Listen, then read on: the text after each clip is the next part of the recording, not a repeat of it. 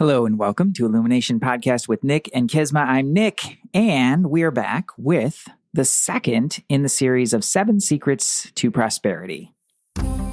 Hello and welcome to Illumination Podcast with Nick and Kisma, bringing you ancient wisdom for modern day success so that you can have the mindset to get your life and business set. As always, thank you for tuning in. And if you're new to the podcast, take a quick second to hit the subscribe button in iTunes, SoundCloud, or Stitcher.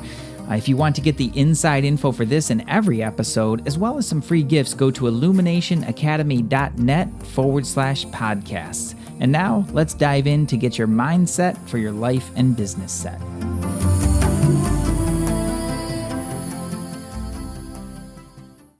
Well, hello, Kisma. Hello there. How are you? I am fantastic. Super excited to be back in the chair. Back in the podcasting chair. Well, during that space that we took, for those listening now, you may or may not know, we just had a few weeks off during the summer, kind of reset. We did a little new branding. So make sure you check out our new logo. And it was space, right? It was time to create some space to download, to create, and all that jazz, which is beautiful. But Nick, what was the biggest accomplishment or project you had during our time off? Like outside of this and some of the things that we've been doing behind the scenes? Yeah. Well, let's see. We made a massive change in our whole back-end system for energy mastery, and that was a pretty big deal. Yeah. For the longest time, we had just been using a product called ClickFunnels, which is awesome for funnels and page making and things like that. But as far as like actually having a website, it never felt like home. Yeah. And we moved into this awesome new system. It's called Simplero. And it was a huge project. So what's really interesting about this is a little aside from the topic, but sort of a personal share for myself, is when I started to go through all that stuff and look at it, I was a little shocked at how much I had created over the past, 2.5, 3 years since Energy Mastery started. And I was like, holy cow, like this is a lot of stuff. Like it was just way more than I expected. And what I thought was like, it was a very interesting insight for me when I realized that, wow, I couldn't think of any moments during that time when I really just sat back and breathed and said, wow, that's awesome. Yeah. It was just a go, go, go. I was like going. And I was like, wow, like that's really interesting that I did that. That's nice. And obviously there was a lot of work going into that to make that move. So I've been looking at a lot of screens and a lot of details, and just not my favorite things in the world. But I was also really excited and energized by it because it is such a big deal, and it's almost like a rebirth. Yeah. And what really started as a segment in one system grew into a whole business of its own, and it was time for it to have its own home. And now it has that. That's exciting. So I'm really excited. And I'm really excited about that insight I had for myself to just start to do things a little bit differently and to actually appreciate what the heck I'm doing. That's amazing. That's a good feeling. Put the praise on what you're doing, increase it. Yeah. What about you? Yeah, I would say the most meaningful thing is I got to go to London and help Zoe pack up after she finished grad school at London School of Economics. And we took a little trip to Florence. We were there on the hottest days, of course, in the summer. It was so freaking hot.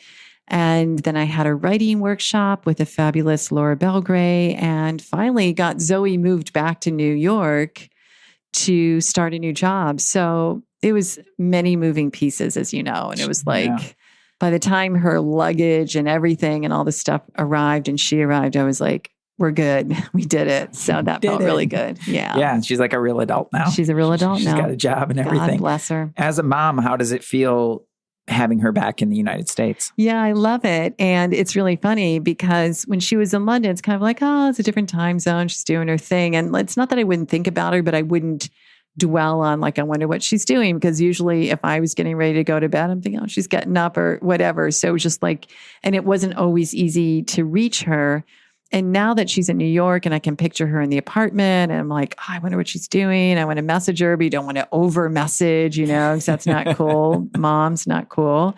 So it's good though. It's really nice. I certainly enjoyed spending time with her, and it was just awesome. Yeah. It really was a great summer. And really needed. Mm-hmm. Actually, I didn't realize how much a reboot was needed. Right. I realized we've been doing this podcast since 2015. That's incredible. Well, here we are. And today, in the second episode of our series, the 7 Secrets to Prosperity, we're talking about having, number 1, a new relationship with debt. And number 2, seeing opulence everywhere. So I love this. I love going from talking about debt, which can stress people out, and I want it to not stress people out, to really seeing all the opulence around you. And you'll understand why we're pairing these together. Yeah, the two really do go well together. But if you haven't listened to the previous episode, 163, do that, because that is really about cleaning up a lot of the older stuff, and it's going to open the door for a new relationship. And this is one of my most favorite topics. It's one of the most interesting, I think, is this whole conversation around debt. Yeah. So I'll start with what I always work on with clients and students that come in either through the Prosperity Code or the Karma Money Cleanse or one-on-one is, when they are fixated on their debt, I ask them certain questions like, well, what are you trying to do? I'm trying to get it to 0. Okay, how often are you seeing 0 in your mind? I'm seeing 0 a lot. I'm visualizing 0 because I want to get my debt to 0. I'm like, you need to stop seeing zeros. So if we really understand what we do in our visualization, our manifestation, how we put our thoughts out into this amazing substance that is around us, you're going to understand if you keep putting 0 out there, you're going to create more 0. If you have anxiety around your debt, you're putting anxiety energy onto your debt, and it's going to be in turmoil, and it's going to grow. When you make your debt wrong, you're making everything that the debt has allowed you to do wrong. Because the fact is, debt is a different way to pay for things. True. It's another way to do things, to pay for things, and it's a choice. And so whatever your credit cards or your mortgage, your car loan has allowed you to do or have, be grateful for that. And then have a very neutral, objective relationship and set up that schedule to pay it down. Now, in your mind, because I think there's a fine line here sometimes about being responsible with your debt versus, Absolutely. Just sort of having a great attitude and towards it and using it in the proper way. I'm wondering if you can maybe just speak a little bit about the fine line, like where does that tip into being irresponsible and how do people stay out of that and stay on the right side of this? Yeah, well, I call it the sort of magical thinking, oh, it's going to come, I'm going to manifest it, it's okay, and I'm just going to spend on whatever I want and really not have a pulse. The whole thing about really creating prosperity is having that understanding of the value of what you're investing in, what you're spending on. So if you're spending just to spend, if you're spending to fill a void, if you're spending because you're magical thinking that money does grow on trees, which money is everywhere. I'm not going against the teachings, but we also do have to be grounded in it. So just overspending without thinking, that is as detrimental as making your debt wrong. Yeah, that's an interesting way to put it. I think, in simplest terms, it's kind of like just racking up a huge credit card saying, oh, I'm going to win the lottery. Yeah. And I don't think most of our listeners are doing that. So no, but in some smaller ways, it's like that attitude can permeate, and that's, I think it's really important because there is I think a discernment that's important around this particular teaching. Right. But on the flip side of this, in our culture, debt has been really, really, really frowned upon and made wrong in so many different ways. And I think that's encouraged as well. Yet, right, at the same time, it's frowned really upon, and then you'll get more and more offers for credit cards. So there's a fractured understanding. It gets confusing for the consumer. Right. And that's what we want to clean up. Yeah. I think that's a great way to put it.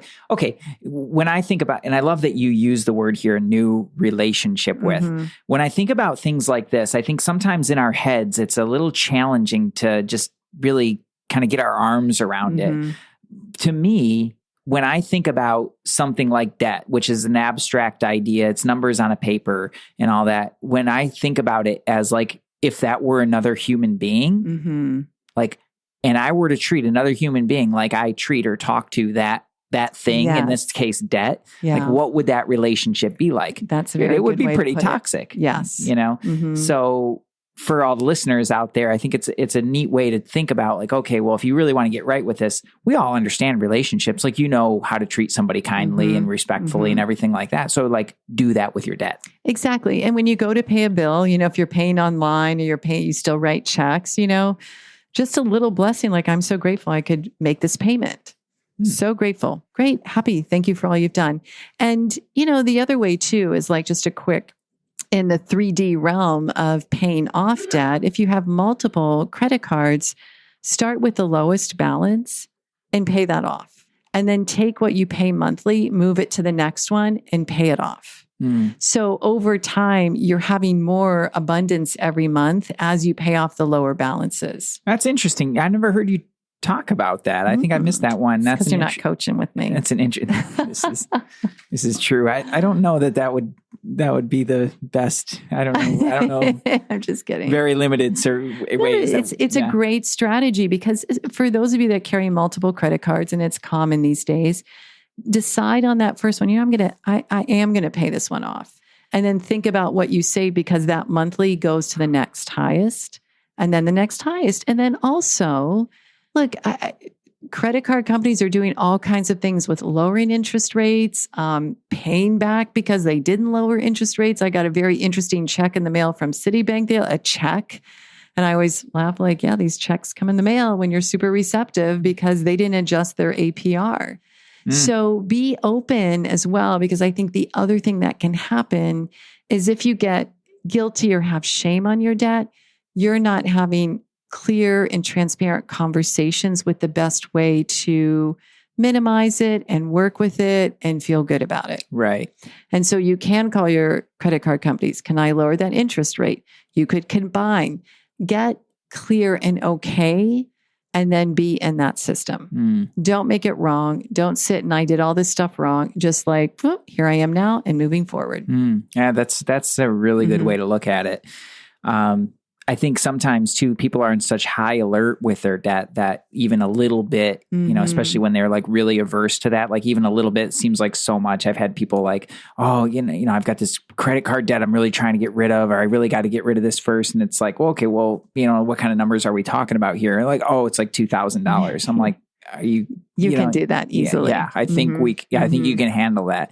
It's so funny because you were one that I think really shed the light on this for me. You said in the old days, like you would go to a bank and get a loan, right? And in our modern economy, it's a little bit different, and especially like kind of the bootstrapping entrepreneur or somebody who's just trying to get a good side hustle going or something like that. Like you need money to invest in that. Absolutely. It's like any other investment. You invest and then you get the return. Exactly. It's not the other way around. You don't get the other return. You get the return on it and then invest. It's not like that. Exactly. And so the beautiful things that you can do with credit when it's properly used, right? Like it's truly amazing. Like you can create something so amazing in your life and in the world and serve other people through it and all this other cool stuff.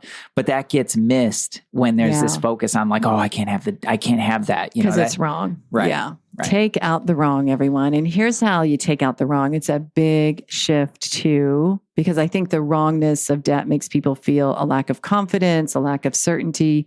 So what I want people to do is like really begin to see the opulence everywhere. Ooh, nice pivot. Nice pivot. Opulence everywhere. And this is like, it might sound a little cheesy, but it's so true.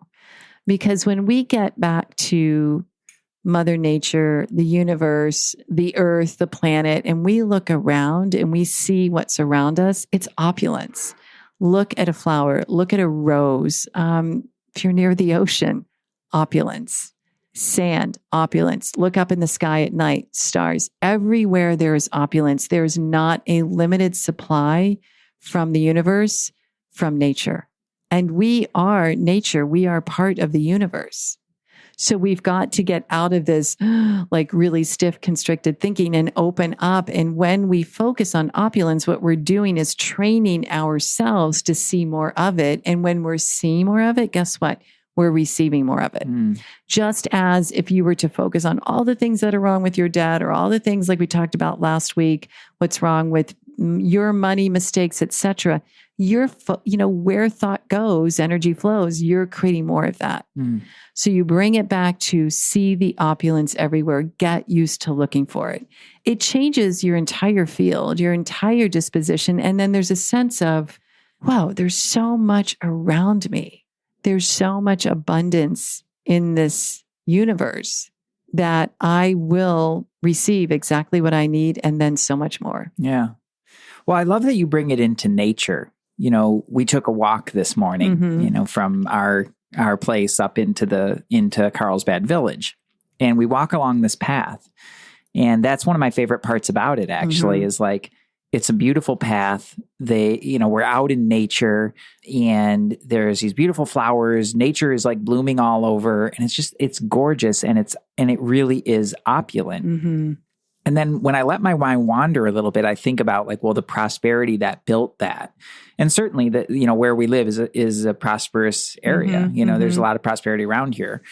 But even just in a basic way, you can go down any bike path near you. And you think about if you've ever had to put a sidewalk in front of your house or pay for repairs for something like that, that just that little strip of sidewalk in front of your house is not cheap. Right. It's thousands and thousands of dollars. And now here's a mile long, beautifully landscaped bike path. It's like opulence everywhere. And it shows up it's basically hiding in plain sight. It's so amazing. You think about the prosperity that it took to build a road, or to build a path, or to, landscape a certain place, or to create this little quiet space. It's everywhere if you know to look for it. Exactly. And when you look for it, you're putting attention to it and you're receiving more back. You just become more aware.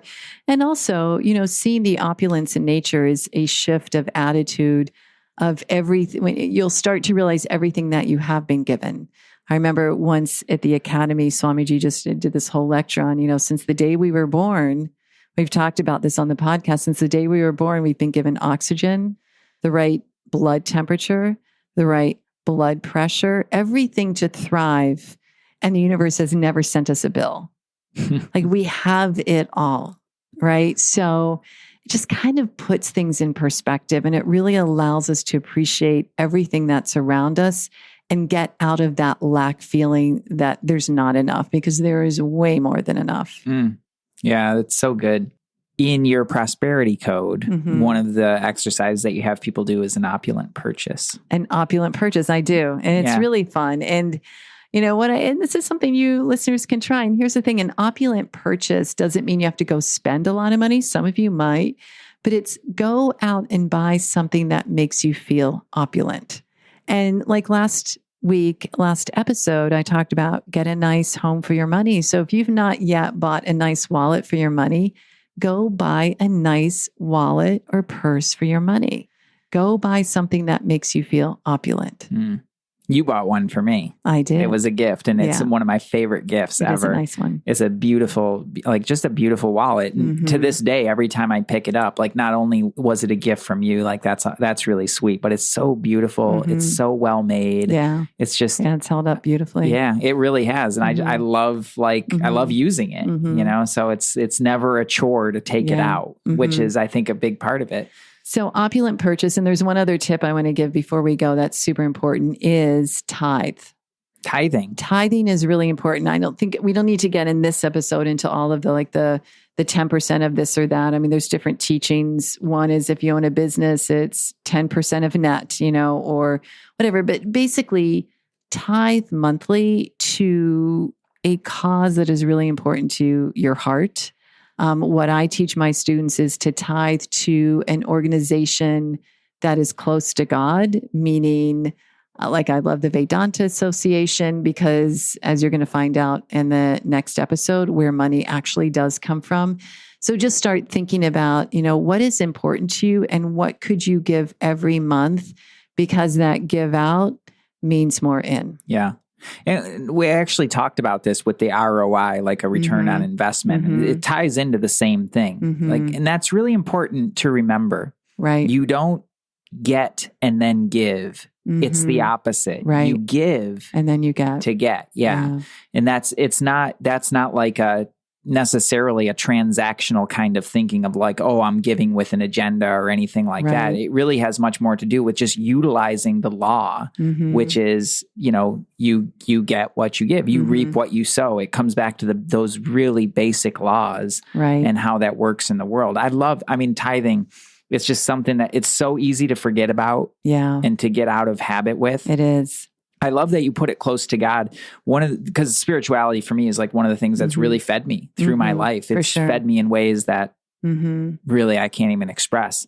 But I think about the other ways too. This was something that was helpful for me, and some of the other ways that, and the other things that have fed me.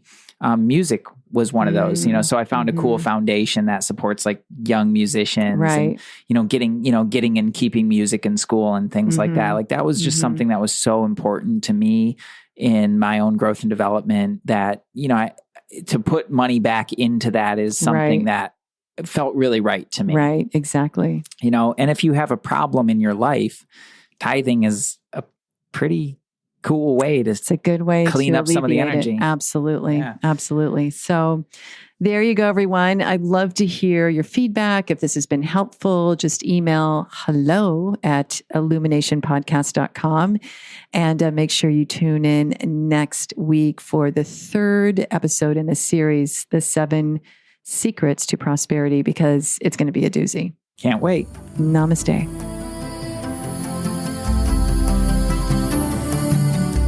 Hey, thanks for jamming with us today. And if you enjoy Illumination Podcast, please go ahead and share it with someone you love. Give us a rating, review, download our podcast.